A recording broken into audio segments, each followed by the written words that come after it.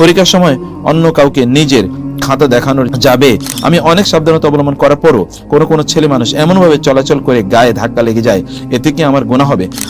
আচ্ছা, মেসেঞ্জারে emoji use করা কি ঠিক? কাউকে শাড়ি দান করলে কি গুনাহ হবে? সালাতে রুকুতে পেলে কি সূরা ফাতিহা না পড়লে সালাত হবে কিনা, পরবর্তী রাকাতে মেলাতে হবে কিনা? পরীক্ষার সময় অন্য কাউকে নিজের খাতা দেখানো যাবে বা মুখ দিয়ে আনসারটা বলে দেওয়া যাবে না, এটা দেওয়া যাবে না, কারণ এটা আমানতের খেয়ানত এবং এটা দুর্নীতি, এটা মিস অ্যাপ্রোপ্রিয়েশন।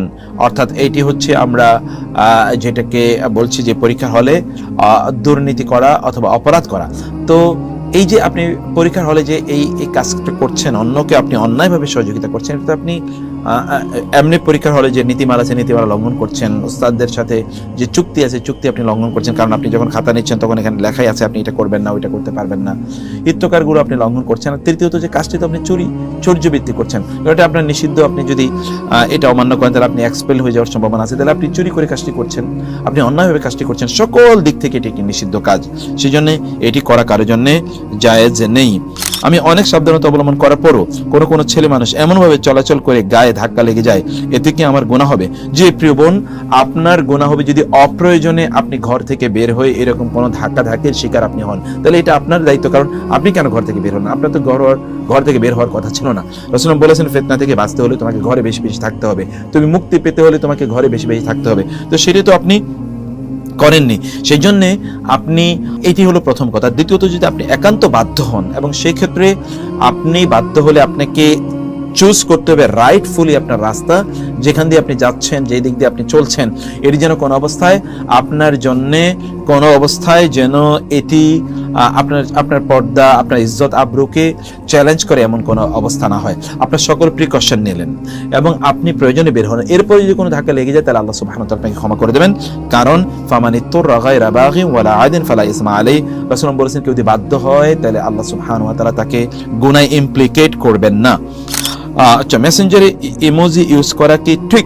এটা উত্তম নয় এই জন্য, কারণ এখানে বিভিন্ন ধরনের ছবি আছে, অতএব এর মাধ্যমে ধরুন বিভিন্ন ধরনের বিকৃত আপনার উচ্চারণ সেখানে করা হয়, তো সেটি আপনি না করাটাই আপনার জন্য উত্তম, কারণ সেখানে অপ্রয়োজনে বিভিন্ন ধরনের জিনিস ব্যাপার আছে। কিন্তু এটা মানে হারামের ইস্যু নয়, যেটা একেবারে হারাম আপনি ব্যবহার করতে পারেন, তবে ব্যবহার না করাটা আপনার জন্য ভালো বলে মনে করি। কাউকে শাড়ি দান করলে কি গুনাহ হবে?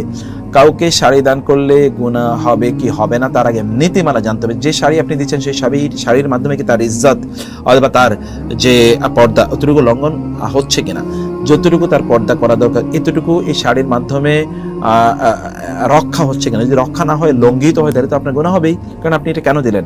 যেমন ধরুন অনেক শাড়ি আছে প্রচন্ড পাতলা, তার মাধ্যমে তার বডি দেখা যায়, আবার হচ্ছে এটা একেবারে ৮-৬, এটা এর, অথবা ধরুন শাড়িটি ৮-৬ না, মানে শাড়িটি হলো এরকম যে শাড়িটি ধরুন তার গোটা শরীরকে যে ঢেকে রাখবে এরকম নয়, এটা প্রচন্ড হার্ড, এটা পরলে তার বিভিন্ন জায়গাগুলো আপনার বিভিন্ন জায়গাগুলো এক্সপোজড হয়ে যাওয়ার সম্ভাবনা আছে, তাহলে আপনি একটা খারাপ জিনিস আপনি গিফট করলেন, যেটি আপনার দিন আপনাকে অনুমোদন করে না, সেটি আপনি করবেন না।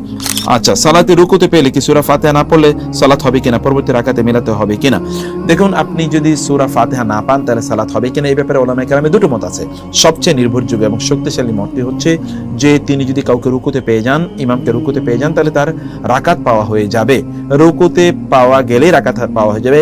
কারণ রাসূলুল্লাহ সাল্লাল্লাহু আলাইহি ওয়াসাল্লাম এর সময় একজন ব্যক্তি তিনি নামাজে অংশগ্রহণ করলেন, রাসূলুল্লাহ রুকুতে চলে গেলেন, তিনি দ্রুত এসে রুকুতে জয়েন করলেন এবং তিনি সালাত শেষ করলেন। রাসূলুল্লাহ তাকে বললেন যে তুমি, এবং তিনি কাতারে আর অংশগ্রহণ করেন যে তিনি আগেই যেন রুকুতে রাসূলুল্লাহকে পান, এই জন্য তিনি আগেই রুকুতে গিয়ে তারপরে তিনি সালাত শেষ করলেন।